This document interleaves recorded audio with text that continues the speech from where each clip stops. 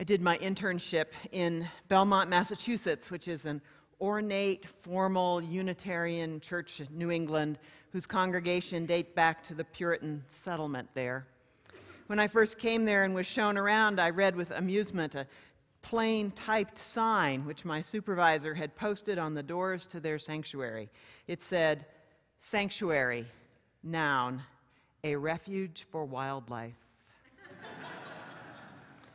Her congregation had been, she commented to me, a little taken aback when she posted that sign. They took their lovely worship space for granted and had never equated it with safety or thought of themselves as needing protection. But the sign grew on them, she said, helped them to value their building and what happened in it in a new way. Turns out that we all need a sense of safety and places where we feel safe. Our lives are chancy, with changes and challenges always awaiting us. The more stresses and dangers we face in our lives, the more we need to cultivate places of relative safety and rest, and the skills of standing down and relaxing, and relationships in which we feel confident that we will not be abused, that our voices will be heard, that our personhood will be respected, where we can let down our guard, be as free as possible from the anxieties about life's slings and arrows. We vulnerable human beings need to feel safe most of the time to be healthy. For while our bodies equip us via hormones and other chemicals to face or flee danger with remarkable strength when necessary, we are not so well equipped to be on this kind of alert hour after hour, day after day. When we feel constantly pressured by small dangers about which we can do little, such as traffic or abusive coworkers, the same danger chemicals flood our brains all the time, and they do us real harm, causing high blood sugar, weight gain in all the wrong places, lowered immune systems, and other conditions which reduce our health and can even endanger our lives. We need regular doses of safety to encourage our bodies to stand down, relax, and repair. We also need a sense of safety to pursue many of the good things of our lives: recreation, caring for others, spiritual fulfillment, creativity, and learning. Hence our need for sanctuaries and refuges, loving families, and safe relationships. And so we lock our doors, make agreements with those we live and work with, establish rules in our groups, and if we are wise, practice finding a safe, calm space in our own minds and hearts. You just heard about sanctuaries, worship rooms as safe places, and we want to experience other places in our lives to be safe as well. We want our homes to be a refuge from the stresses and dangers of the outside world, and this is not only a matter of locking the door behind us, but of putting thought and resources into making our home the kind of place where we can relax and be fully ourselves, psychologically safe as well as physically safe. To feel safe, we need to feel out of danger, but we also need to feel known, accounted for, and valued. The child whose room is painted their favorite color might feel that way, as will the teen who has carefully set up the basement for his gaming group, or the apartment dweller who always has flowers on the kitchen table. In a civil society, public spaces will feel safe. Librarians want patrons to be able to focus on their reading or their study without worrying about threats. Gardens and parks are designed to be safe and feel safe while still being natural and beautiful. And no matter how well designed, a space which felt safe can be spoiled for an individual or a group if too many discomforting things happen there. And then, even after safety is restored, the users in their minds and hearts, either by ritual or by the healing power of time, must reestablish a sense of safety in them. If the sanctuary of our home has been violated, perhaps by a robbery, we are eager to restore not only the physical safety of its broken doors or windows, but our own feeling of being safe within it. We clean up, we bring flowers, we ask friends to come and fill the space with laughter, conversation, and the vibrations of peace, or perhaps have a ritual, such as a smudging, a candle lighting, or a blessing. Part of what makes spaces feel safe is our trust of the people who are in them with us. To that end, customs and agreements let us know what we can expect from those around us and assess how safe we are. A work or a personal sharing group may make agreements about who may speak and what is shared and what may be said outside of the group. Families often have similar family rules, which keeps family communication healthy. A betrayal of those rules and agreements is a betrayal of trust, which affects not only the one who was betrayed, but the whole group. And once the problems have been hashed out and new agreements made, sometimes the group invents a ritual or a ceremony to restore trust. After a tough family meeting, dessert is brought out, perhaps, or tea served, or hands held, or a prayer said, or a round of hugs given and received. These rituals augment what our rational minds have experienced with the kinds of activities that speak to our hearts. When new families or groups gather and begin their life together, they may make explicit or implicit agreements about how they're going to be together, hopefully ways that maximize everyone's sense of safety. However, most people don't start feeling safe with a new group right away, or just because those agreements got made.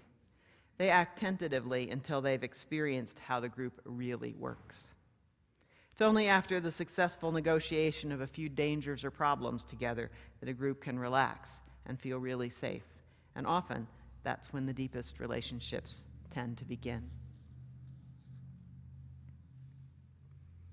To live comfortably in society, people have to feel that the structures of law and society are stable and just, so that they know what's expected of them and that those expectations are fair and administered even-handedly. When this is not the case, the result is ironically called a police state. And it leaves people on edge and feeling constantly threatened by the very government that is supposed to be their protector. This basic lack of safety, which is often visited on some classes of citizens but not others, is a great burden to those who experience it. And it should be a concern to all of us, for it is incompatible with democracy. Besides finding safety in society, relationships, and places, it's important for us to learn to find a sense of safety within ourselves.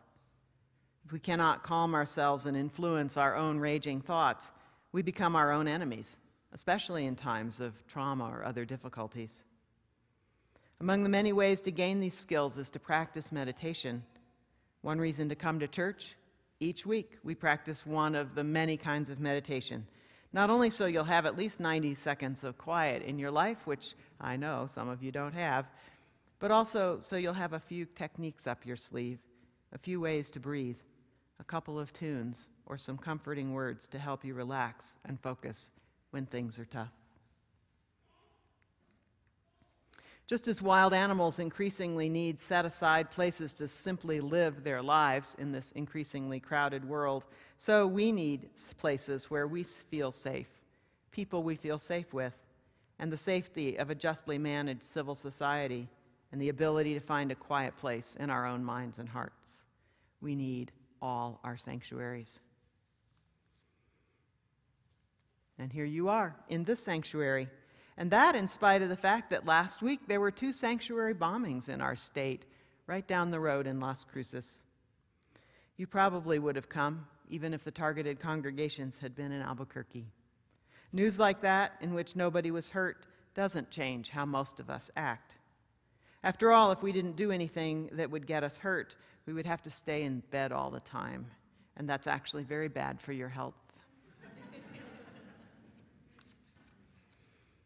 That irony, that it is not possible to be completely safe, and that human beings are not very good at assessing risks to their safety, is shot through this whole issue of being safe. Here's another example. In the uncertainty following 9/11, lots of people felt very nervous about flying.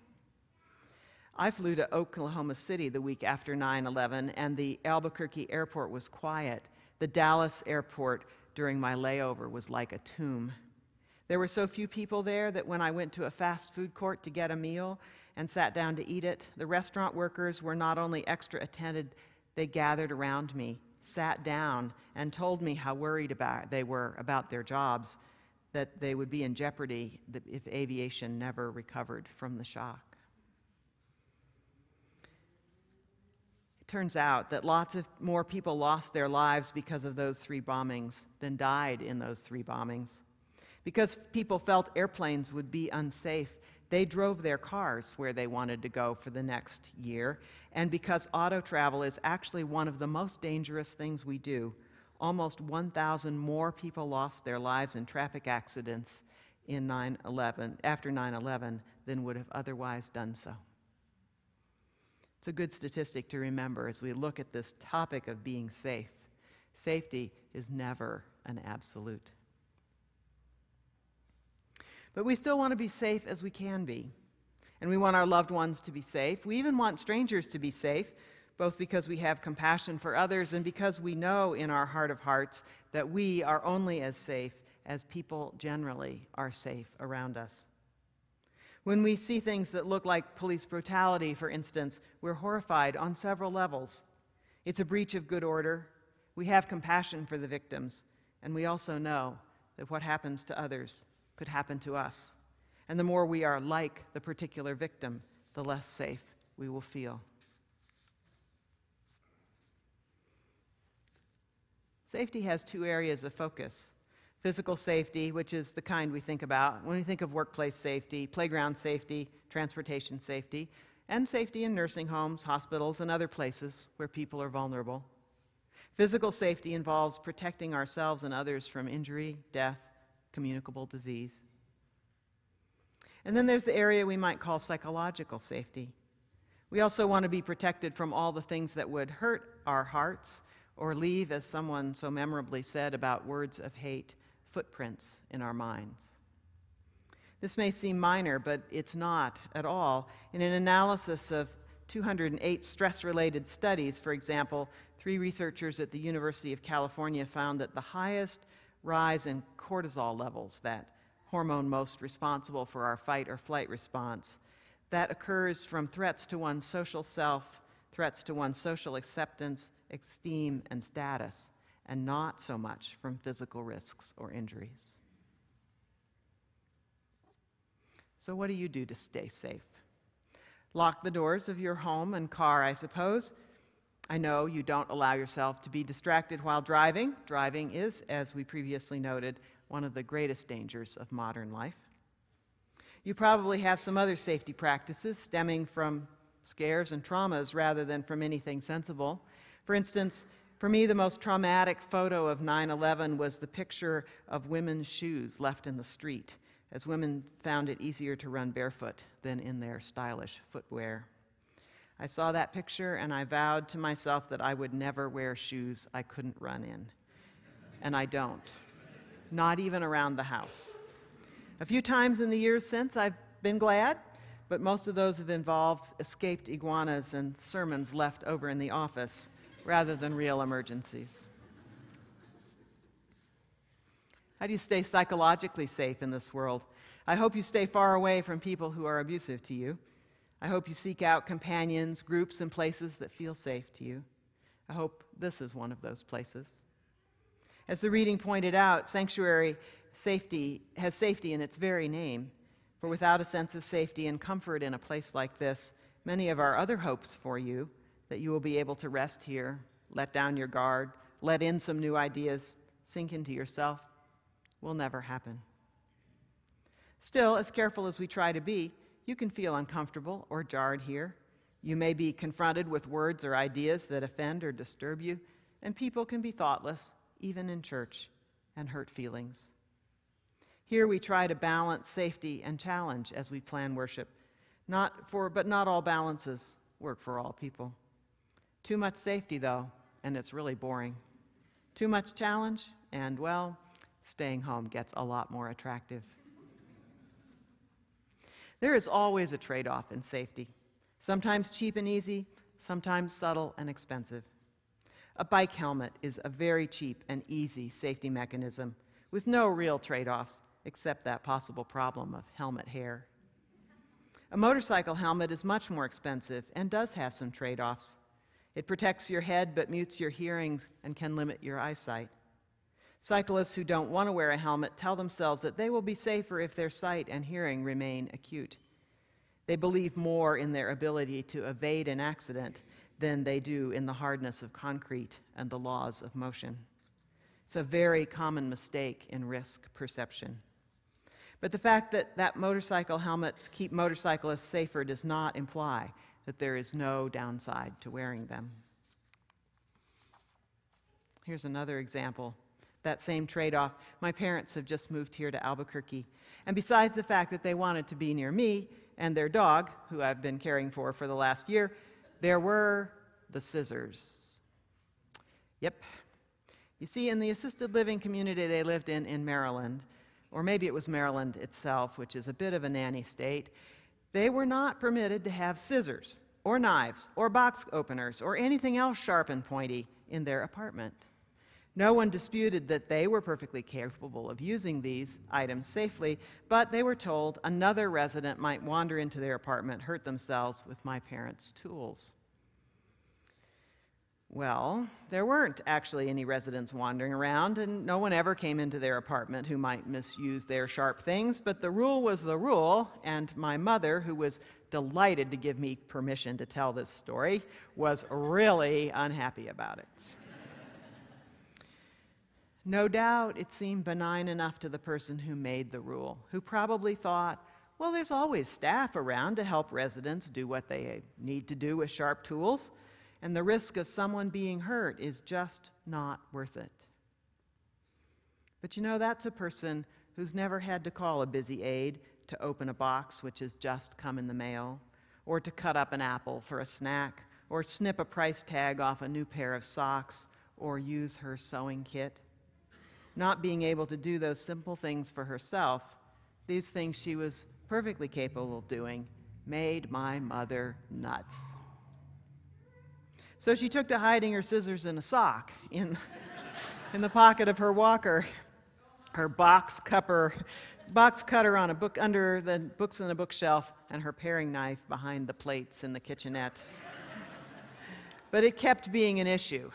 And in the end, her sense of lost dignity and independence was so acute that my parents started thinking about moving to New Mexico, where my sister and I asked pointed questions of the owners of assisted living homes about their ratio of safety and risk and what was allowed residents in assisted living.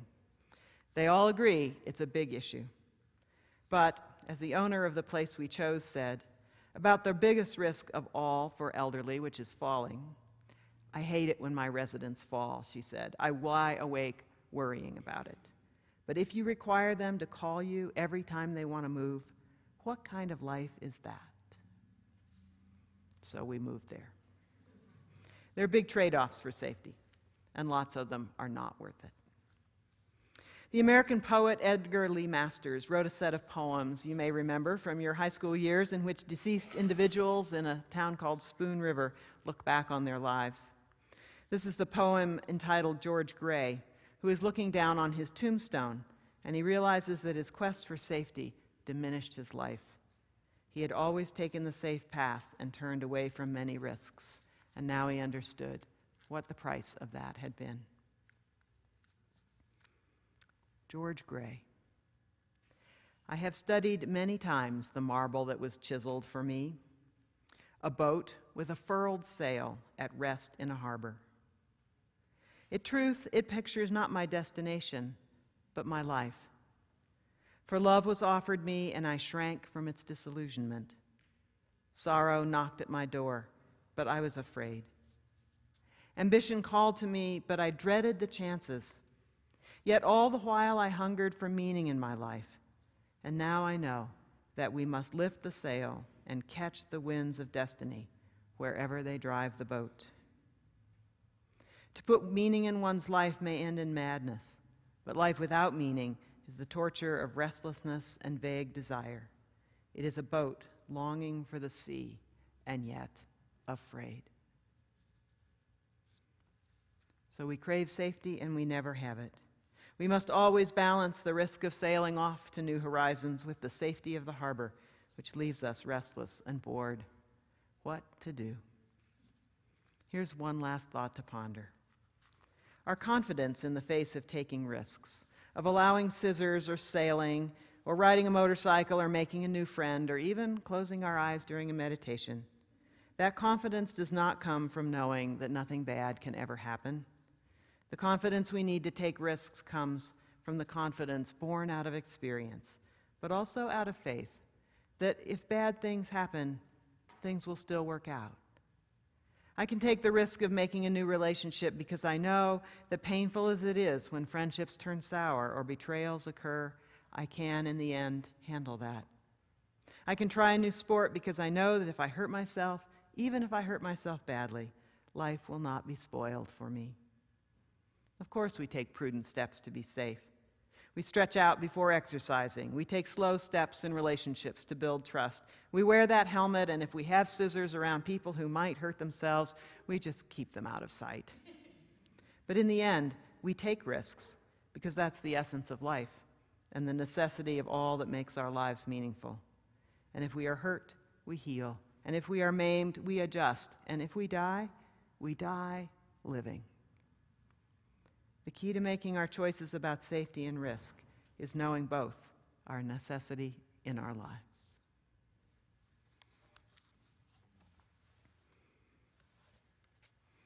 Our closing hymn this morning is